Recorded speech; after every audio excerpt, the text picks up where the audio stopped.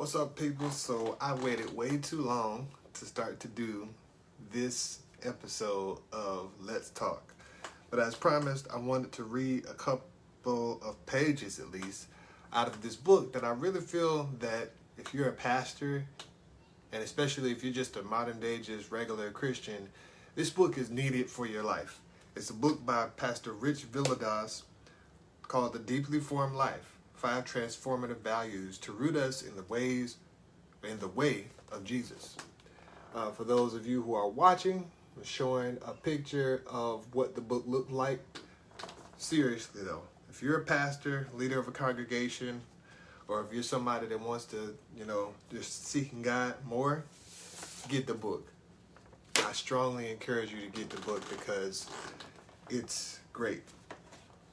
Not to belabor the moment, like I said, I waited way too long to even start this because now I hear my kids up and they're liable to beat on the door or walk in shortly. So you might actually hear them in the background. But I just wanted to get into a little bit and just give you a preview, if anything, of, and there's people working on cars or something outside. But anyways, the point is I want to give you a preview of what Pastor Rich says in his book, because this podcast episode, this live, is coming off of the heels of what I talked about yesterday on May the 28th about how manhood is not gender.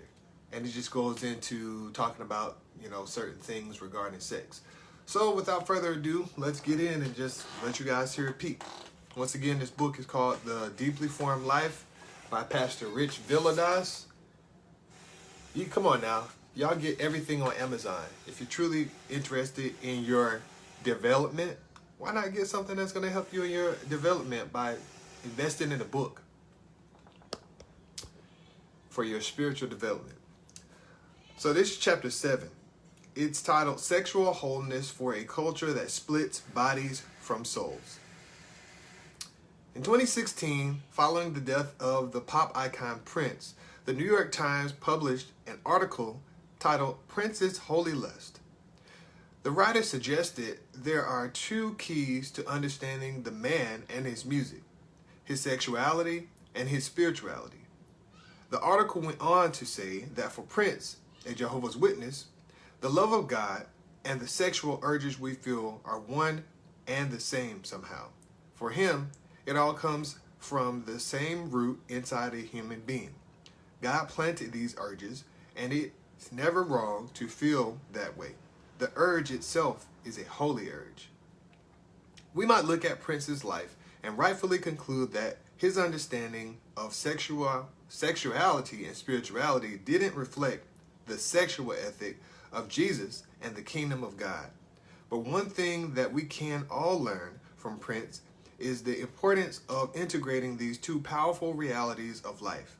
Prince, albeit imperfectly, explored the relationship between these 2 themes in his songs, and we, too, need to pay attention to the relationship between sexuality and spirituality if we are to navigate this life well. On this point, Prince had an incredible insight. Our sexuality and our spirituality are connected. Sadly, over the course of history, the church has not succeeded much at making this connection. Consequently, so many of us are ill-equipped to engage in a meaningful conversation along these lines. We struggle to live with a mature, deeply human and humane, anxiety-free vision of our bodies as it relates to our spirituality.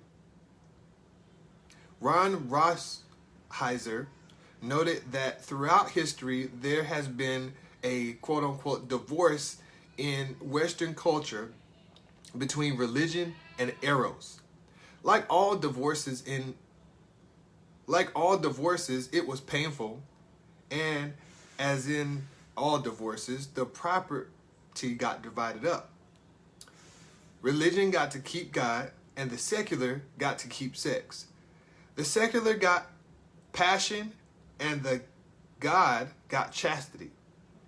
It is important to point out that in his usage of the word chastity, Ross Heiser was critiquing popular notions of how chastity is understood, not diminishing it as a powerful and sacred way of life. But his point is well taken. The question remains, how do we remarry religion and eros? Or, said another way, how do we join spirituality and sexuality in ways that lead to greater wholeness in our relationship with God and with others? This is what I'd like to explore in this chapter and the next. My intention is not to wade into the important multifaceted layers of sexuality that include sexual orientation, transgenderism, and social and political tension that exist inside and outside the church. There are many other helpful resources along those lines. My goal is to provide a way that I keep on wanting the inner words here. My goal is to provide a way that helps us make sense of our emotional and sexual longings, and to show how our bodies have everything to do with God and our spiritual development. So what is sexuality? At the core of this relationship between sexuality and spirituality is desire and longing. What we do with our sexual desires and longings says a lot about what we believe about God. This is why we need to clarify. This is why we need to clearly define the terms. Defining spirituality and sexuality can seem like a daunting task because there is much confusion surrounding these words. To offer a simpler way forward, I have found speaker and author Deborah, I'm not even going to try to say her last name, definition instructive. Spirituality, this is Deborah's definitions. And this is powerful. I found this real powerful. Spirituality can be described as a vast longing that drives us beyond ourselves in an attempt to connect with, to probe, and to understand our world. And beyond that, it is the inner compulsion to connect with the eternal other, which is God. Essentially, it is a longing to know and to be known by God on a physical, emotional, psychological, and spiritual levels. Sexuality can be described as a deep desire and longing that drives us beyond ourselves in an attempt to connect with, to understand that which is other than ourselves. Essentially, it is a longing to know and to be known by other people on physical, emotional, psychological, and spiritual levels. Along these lines, theologian Marva Don has perceptively delineated two kinds of sexuality that often get confused in our culture. Now, this whole two kinds of sexuality thing, this is what was powerful to me. Don noted that in Genesis 1 and 2, we are presented with two visions of sexuality: social sexuality and genital sexuality. In Genesis 1, human beings are created in the image of God and given the holy task of relating to the rest of creation in ways that declare the harmony and interdependence of all things. As Don wrote, human beings are especially created to image God, and a significant part of that imaging is fellowship. In our relationships with one another, we model the community of the Trinity. This longing for fellowship and belonging is stamped into the fabric of our souls. We long to be seen and to see others from the earliest moments of human development. Whether in our living rooms or on the playground, we long for connection and immediate felt experience of closeness to another. This is fundamentally what it means to be human. He goes into an example. I'm going to skip around. Y'all can get the book and read this in depth. He defines social sexuality after he does this example. And I've had some points underlined in the book that stuck out to me. So I'll use that as a guide to kind of skip around. Social sexuality, the longing we have to deeply bond with others and to be seen and know, to know and to see. So it's not just it's more than just what we think it is when we think about sex. Social sexuality is the longing we all have to deeply bond with others and to be seen and to know and to see. In Genesis chapter 2, verse 24, however, we see another dimension of sexuality. God lovingly established a means of covenant love whereby a man is commanded to leave his father and mother and cleave to his wife. Don explained that this new family unit is especially marked by the covenantal sign of genital union. In this portion of scripture, the belonging takes on a particular form, I would say specific. Through the act of sexual union, we express with our entire bodies the call to full covenant love and union. In this powerful and creative act, we vulnerably offer ourselves to another, mysteriously reflecting the interpenetrative love of the unity. Genital sexuality is not just about our bodies colliding with one another.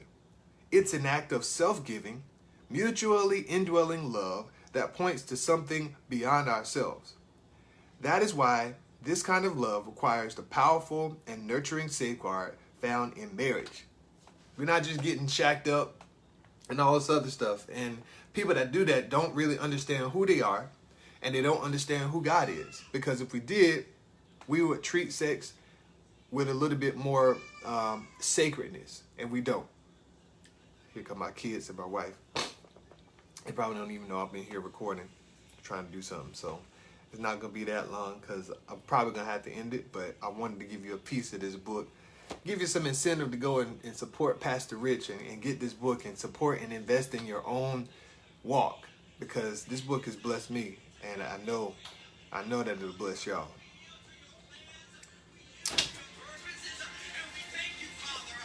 Morning. Morning.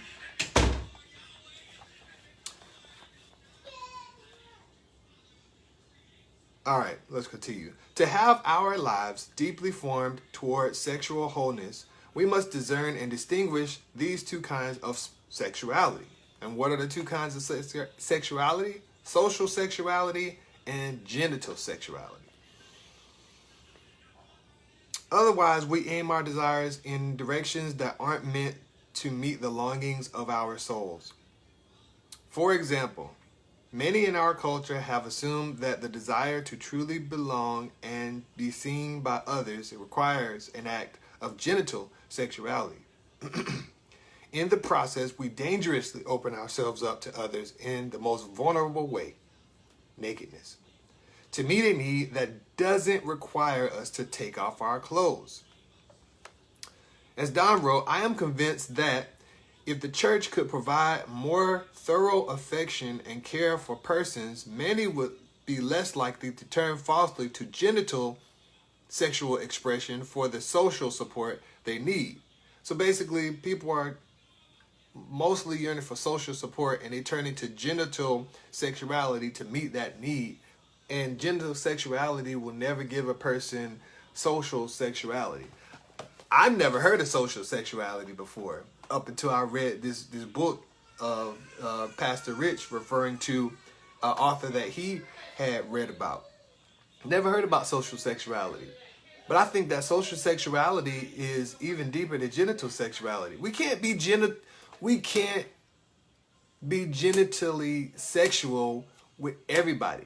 That's literally reserved for one person, or it should. It's like the Holy of Holies. And we're in a culture that has they've literally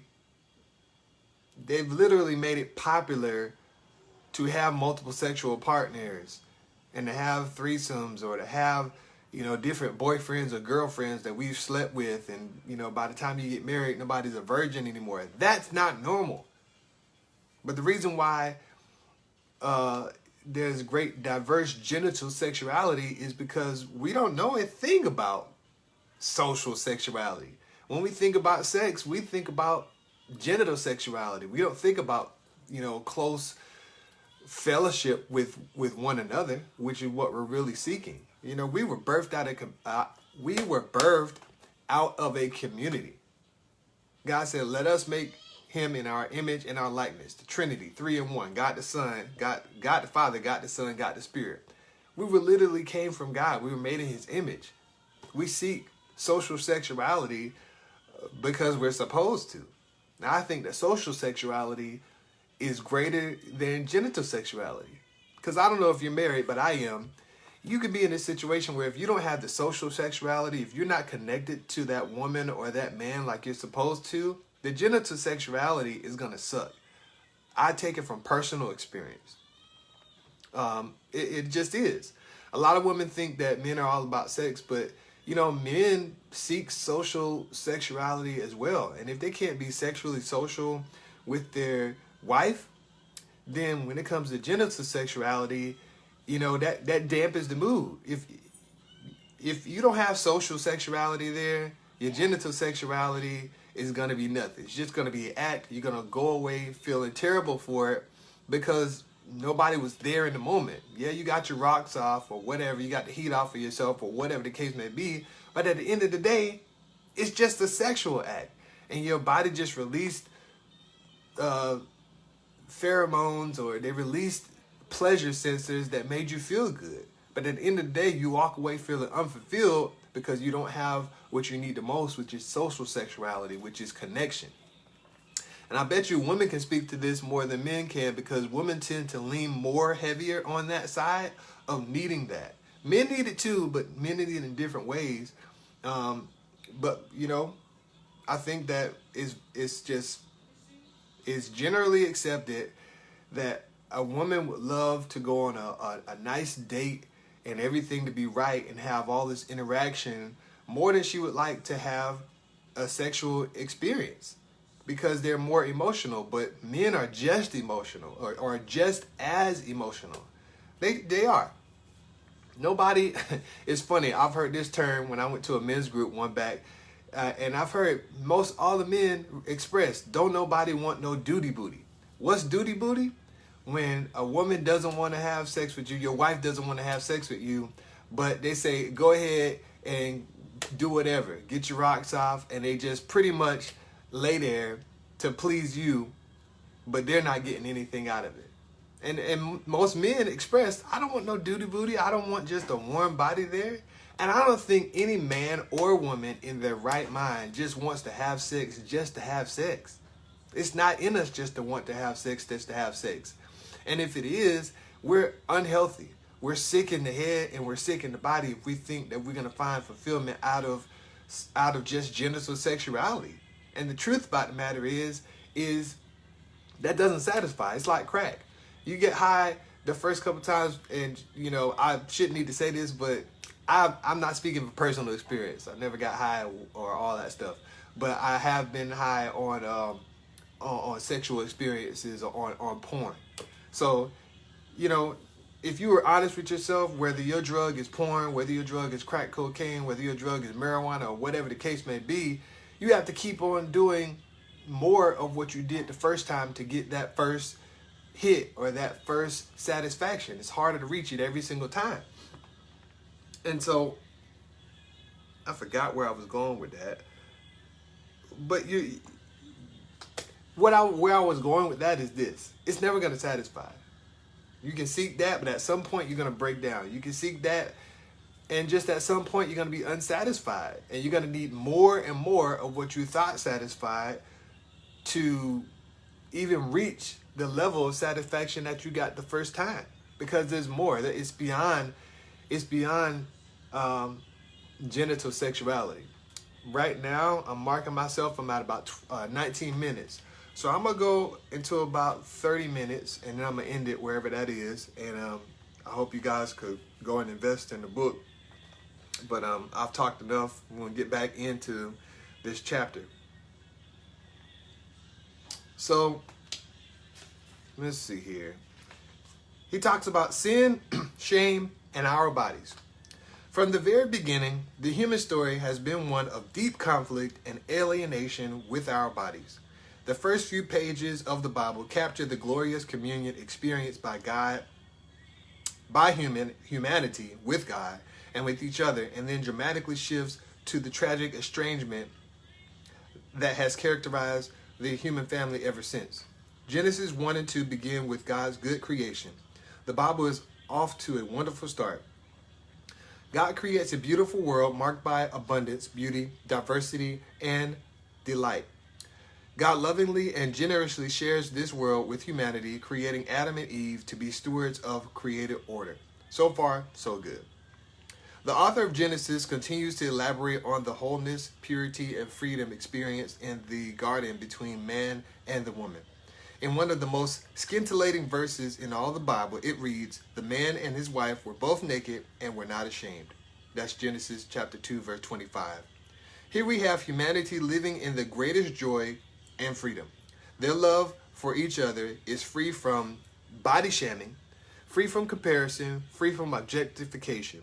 There is a fundamental unity between their God and their surrounding creation and their bodies. As the story goes, God gives them a tour of a fully furnished paradise and sets an important boundary in place. They aren't supposed to eat from the tree of the knowledge of good and evil. In creating this boundary, God is establishing the dignity and capacity for freedom within humanity. He creates the conditions for choice, being able to volitionally love, free of coercion, which is essential for souls created in his likeness. Soon, after a serpent comes on the scene, seducing them into eating from the tree. No, that's supposed to be a sentence. Soon after, a serpent comes on the scene, seducing them into eating from the tree. Now we read one of the most tragic verses in the Bible. The eyes of both were open, and they knew that they were naked. And they sewed fig leaves together and made themselves loincloths. That's Genesis chapter 3, verse 7.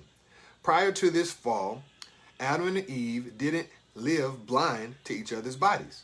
They saw each other. Yet their gazes didn't begin and end with a fixation on each other's body parts, but rather in the wholeness of their being. Their bodies were certainly objects of desire, but not in a way that their desire objectified the other. They saw the contours and curves of each other, but they also saw the larger construction of their humanity. They looked upon each other with sacred and sensual eyes, communing joyfully with each other. They were exposed, but not ashamed, vulnerable, but not self-conscious, laid bare without the need for self-protection.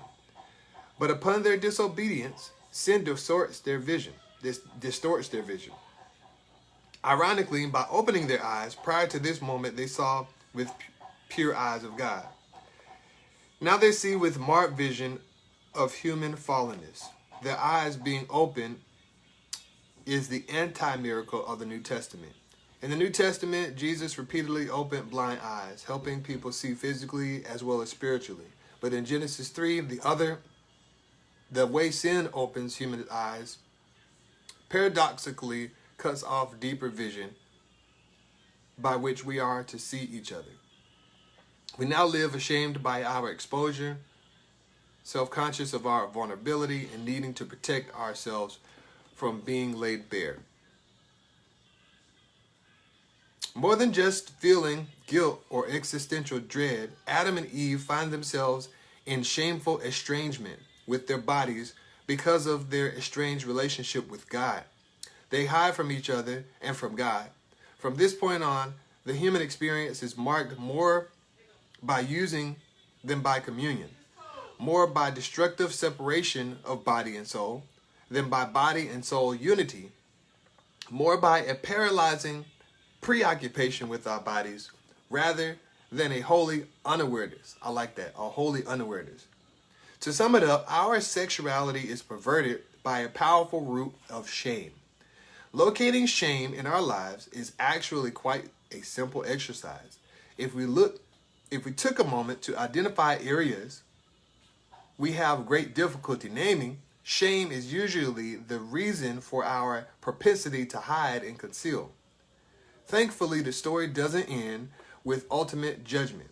However, lasting terrible consequences follow and will continue to haunt humanity. God finds Adam and Eve and offers them a word of hope, but by this time, the damage is done. They are under a different kind of power now. Humanity is not bereft of an ability to love well, but our desires are disordered. Check my timestamp here. All right, got about 5 more minutes.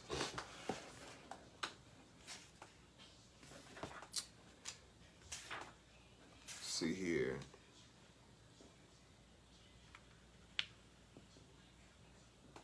Oh yeah, I want to get into that. All right, so then he goes into the three diets of sexual formation. Let me read what I underlined here. We have often had our understanding of sexuality formed by sexual repression or sexual flippancy. And in the process, we have missed the larger feast before us. So basically, he says that he read a book by author and speaker Christopher West. The book is called Fill These Hearts. And in this book, he presented 3 diets that speak to the ways the church and the surrounding world understand sexuality and spirituality.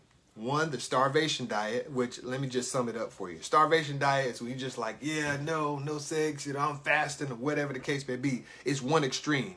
Then you have the fast food diet where you're just sexually promiscuous and you having sex with everything that you want. You're looking at porn, you're masturbating, you're doing it whatever you want. And then there's the banquet that I'm going to park and actually just read a little bit of that. But before I do, I want to go over what I underlined under the Starvation Diet as well. Let me just read this. The unfortunate consequence in the Starvation Diet is seeing our bodies, pleasure, and sexuality as impediments or hindrances to true spirituality. This mindset, however, is shaped more by Gnosticism than by a biblical vision of creation. Gnosticism is an ancient teaching that regarded the material world, our bodies in particular, as prisons from which our spirits must be set free. In the process of attaining gnosis, which is special knowledge, tree of knowledge, good and evil, it just points right back to the beginning. People are supposed to be released from the constraints of their physicality and ascend to unity with the Great Spirit. I'm going to let y'all get the book so that y'all can read the rest of what he has to say there. Then you got the fast food diet, which I basically gave you a short run through that it's just doing whatever you feel. You feel it, you do it. You have sex with everybody. You look at what you want to look at, and you play with yourself if you want to.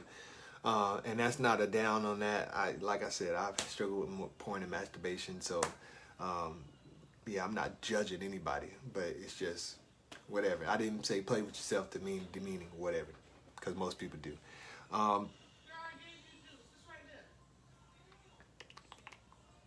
Let me read this. Our souls are split from our bodies in a similar but different way from the Starvation Diet in the fast food diet. In the Starvation Diet, the soul is exalted to the point of denying the body. In the fast food diet, the body is exalted to the point of denying the soul-numbing pain. In the fast food diet, the body is exalted to the point of denying the soul and the soul-numbing pain we've experienced. Once again, I'll let you get into that. I really want to finish this for the last 2 minutes, so I want to read something. The love of God doesn't remove our desires, it reorders them. The starting point and end point of our desires is God. Jesus is the fullness of humanity and divinity. I'm just reading my points that I underlined here as I'm running up on time with 1 minute left. To be sexual doesn't mean to be sexually active, nor does it mean that Jesus lusted after others. Jesus enters into loving union with others through his life, and in so doing communes with the Father. The inverse is also true. Jesus lives in union, loving union with the Father, and in so doing communes with the world. Jesus' incarnation, death, and bodily resurrection. In Jesus' incarnation, death, and bodily resurrection, God unequivocally sanctified creation. Y'all can go back and look at this live if you're on there now. I wanted to go through a couple of points, a couple of pages of The Deeply Formed Life by Pastor Richard Villadas. I strongly encourage that you go get that book. Go to Amazon, get it. Don't get some clothes for a week. And yeah, I hope that you have been enjoying this podcast episode. Once again, it was just a taste. And coming up on 5 minutes left. Like I always say at the end of each episode, until next time, dwell on that.